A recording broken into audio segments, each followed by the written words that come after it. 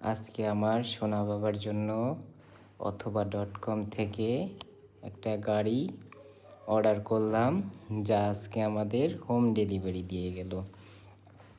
গাড়িটি আমরা আনবক্সিং করছি। কি খুশি আমার সোনা বাবা, নাড়িয়ে নাড়িয়ে দেখছে কেমন গাড়ি। ও তো বিস্ময়কর হয়ে গেছে, কি করবে দিশেহারা একটা অবস্থা।